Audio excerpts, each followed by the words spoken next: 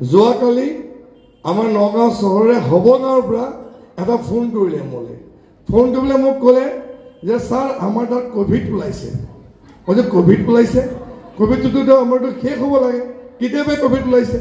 কৈছে আপুনি কিবা এটা কৰক, নহ'লে আমি কৰিম এতিয়া। মই যে কি কৰিব লাগিব? নহয় ছাৰ কিবা এটা কৰিবই লাগিব আপুনি। মই যে কি ক'ভিড ওলাইছে? কৈছে নহয় এঘৰ কংগ্ৰেছ ওলাইছে। আৰু এই যে কংগ্ৰেছ ওলাইছে, কৈছে কংগ্ৰেছ ওলাইছে, তেওঁলোকৰ ঘৰত কেইটামান পইচা দিছে, তেওঁলোকৰ ভোট নাই, যাক তাক তেওঁলোকে ফোন কৰিছে টকা এহেজাৰ লৈ যায়হি, এটা ভোট তহঁতে দিব লাগিব। তেতিয়া মই সুধিলোঁ যে তোমাক কি ক'লা? কৈছে আমি ক'লোঁ ক'ভিড হ'লে যদি পইচা ওচৰে তেনে তাৰো ক'ভিড হ'ব, হয় নাই বাৰু? গতিকে কি কৰিলে বোলে পূৰা চেনিটাইজাৰ মাৰিছোঁ, গোটেই ঘৰৰ আশে পাশে যাতে তাৰপৰা ওলাই আহিব নোৱাৰে।